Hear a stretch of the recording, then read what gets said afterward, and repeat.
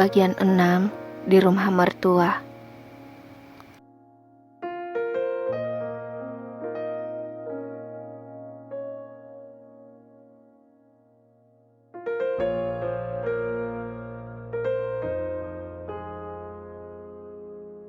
Aku bersiap berangkat ke rumah Raka. Meskipun jujur aku belum siap untuk pergi. Berat rasanya meninggalkan semua ini. Ikut bersama pria yang kakunya minta ampun. Tuhan, ingin ku teriak, aku merana. Ups, kok malah nyanyi sih? Gumamku kesal pada diri sendiri. Sabar. Ku elus dadaku guna menenangkan hati. Ku tatap wajah papa yang sejak tadi tampak muram. Aku yakin bahwa sebenarnya papa sangat sulit untuk melepasku ikut bersama suamiku. Akan tetapi, dia telah menyerahkan tanggung jawabnya pada Raka si pria dingin itu.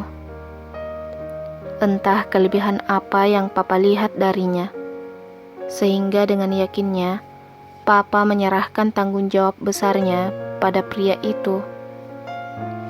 Aku hanya mencoba berpikir positif saat ini, bahwa pasti ada alasan dari tindakan papa kali ini. Keyakinanku akan cintanya padaku menguatkan hatiku untuk mengikuti kemauannya. Ku peluk tubuh papa yang semakin mengurus. Rasa khawatir untuk meninggalkannya sendiri di rumah ini semakin membuatku sedih. Namun, apa boleh buat? Papa justru terus meyakinkanku bahwa dia baik-baik saja. Air mataku terus mengalir membasahi jilbab hijau yang aku kenakan. Raka menatapku datar. Tak ada sama sekali gurat sedih di wajahnya. Sebenarnya, hatinya terbuat dari apa sih? Apa terbuat dari batu? Dia mengangkat koperku dan memasukkannya ke dalam bagasi mobilnya. Sebuah mobil mewah berwarna putih siap membawaku ke kehidupan baru yang akan aku jalani di rumahnya. Sepanjang jalan, kami tak saling menegur. Aku terpekur memikirkan nasib pernikahan tanpa cinta ini. Dan alasan Tuhan menakdirkan kami bertemu dan menikah. Bahkan selembar daun pun takkan jatuh tanpa izin darinya. Apalagi sebuah pernikahan. Tentulah ini sudah tercatat di Lauhul Mahfuz jauh sebelum aku lahir. Kata-kata guruku saat di bangku aliyah kembali terngiang di telingaku. Itulah yang selalu jadi peganganku saat aku dalam keadaan terpuruk. Sikapku memang kadang barbar, tapi jiwaku islami. Wek. Aku menertawai kata-kataku sendiri. Raka masih fokus menyetir. Wajahnya datar tanpa ekspresi. Hello, apakah aku sedang bersama patung saat ini? Bisikku lirih karena kesal melihatnya sama sekali tidak memperdulikan hatiku yang sedang melau. Ia melirikku sebentar, mungkin mendengar bisikanku barusan. Tetapi kembali dia bersikap seolah-olah tak ada apa-apa.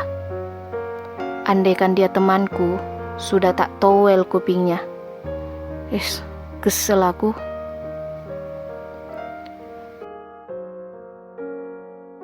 Sampai di rumahnya, Pak Handoko yang kini jadi mertuaku sudah berada di taman depan rumah menyambutku dengan senyum lebarnya.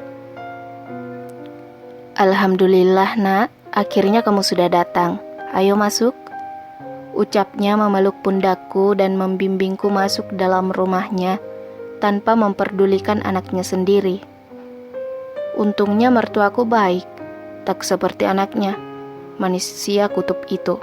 Tak ada bagus-bagusnya. Aku mengikuti langkah Pak Handoko masuk dalam rumah. Sementara Raka masuk dalam kamarnya membawa koperku tanpa mengucapkan satu kata pun. Jauh di lubuk hatiku, sebenarnya sakit. Kalau dia begitu membenciku, kenapa dia setuju menikahiku? Ada tangis menyelinap masuk dalam hatiku. Nak, Papa harap kamu bisa bersabar atas sikap Raka. Dia itu sebenarnya anak yang baik. Hanya saja pembawaannya memang seperti itu. Ucap Papa mertua seakan mengetahui apa yang kupikirkan. Aku mengangguk tanda mengerti. Walau sebenarnya aku sendiri tidak tahu apakah aku mampu bertahan dengan sikapnya yang seperti itu. Sebenarnya Raka dulu anak yang ceria, tapi semenjak ibunya meninggal, dia jadi sangat pendiam dan menutup diri. Sambung Papa dengan wajah sedih. Pria tua itu seakan ingin melepaskan beban yang kian lama mengganjal dalam hatinya. Artinya aku lebih kuat dong, Pa. Ibuku juga baru meninggal, tapi aku tidak seperti itu. Ucapku mengangkat tanganku memperlihatkan otot lenganku yang tertutup hijab sambil tersenyum ke arah pria tua itu. Mencoba mencairkan suasana.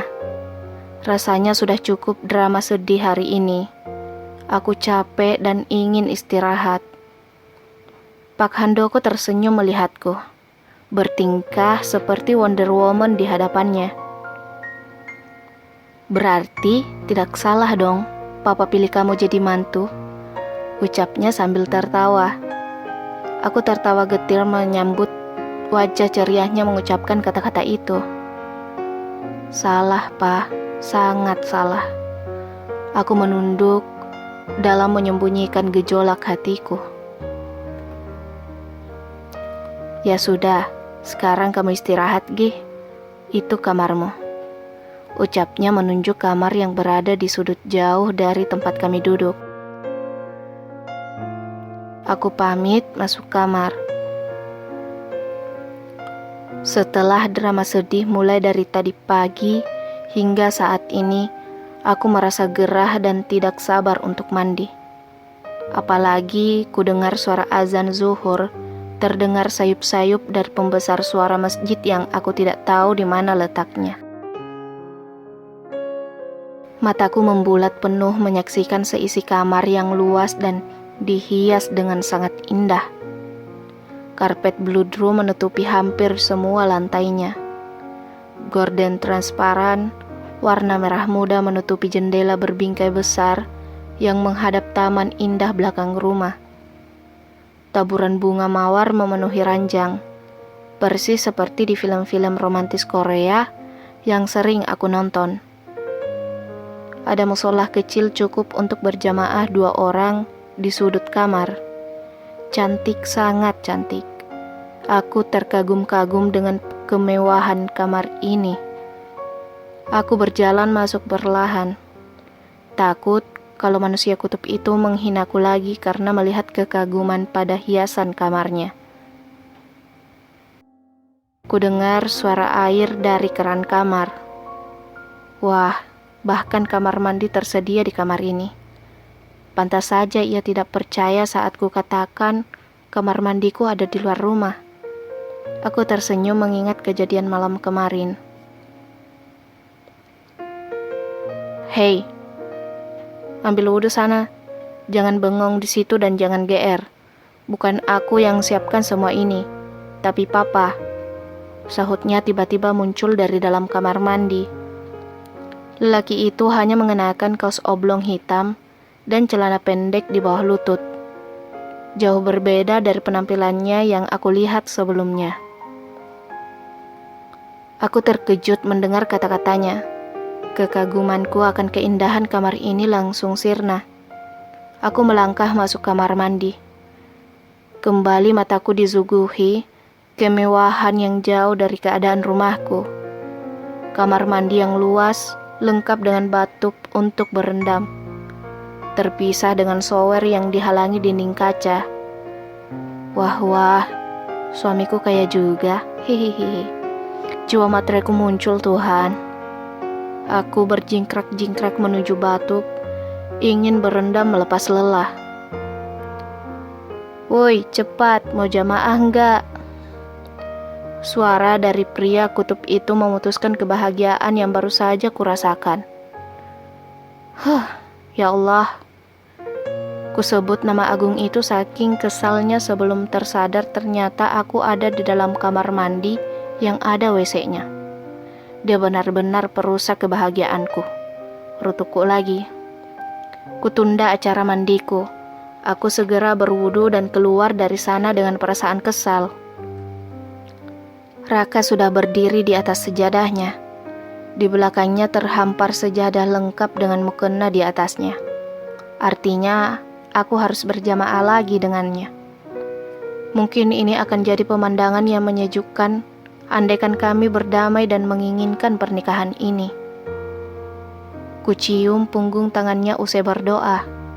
Aku tak berani menatapnya karena takut ia mengacuhkanku lagi. Win. Tiba-tiba ia memanggil namaku. Spontan tatapanku mengarah padanya. Iya, jawabku singkat. Bagaimanapun, aku ini suamimu.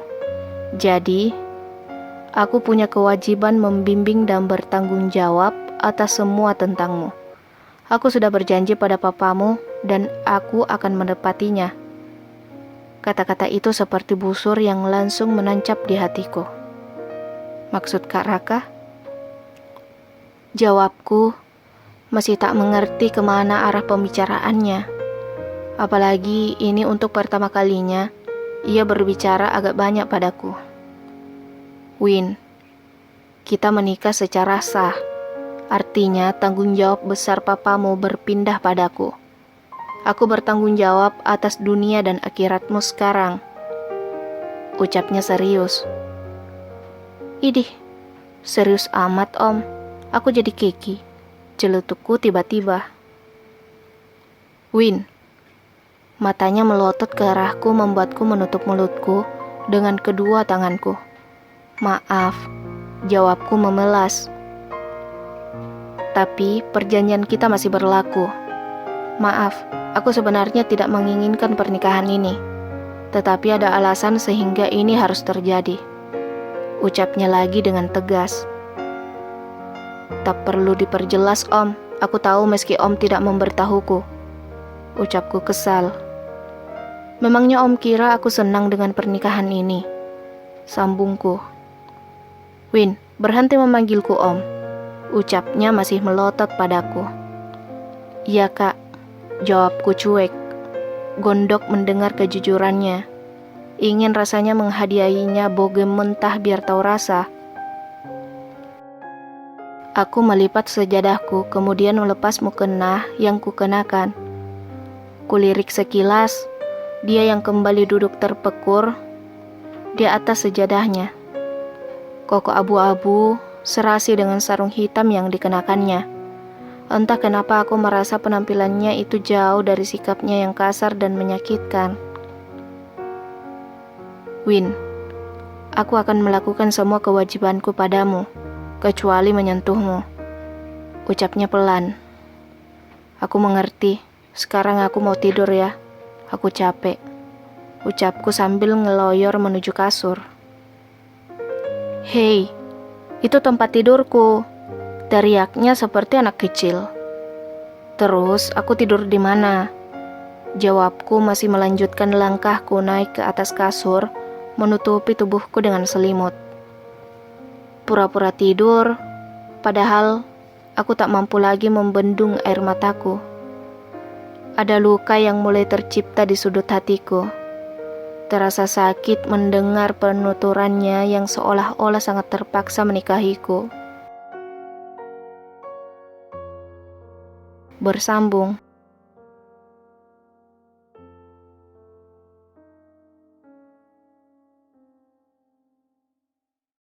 Teman-teman yang penasaran banget dengan ceritanya atau mau mengintip profil penulis, yuk kunjungi platform di bawah, sudah kami tulis di link deskripsi. Dan jangan lupa subscribe, like, and comment YouTube kami juga, agar kami tambah semangat mengupdate video di YouTube. Terima kasih, wassalam.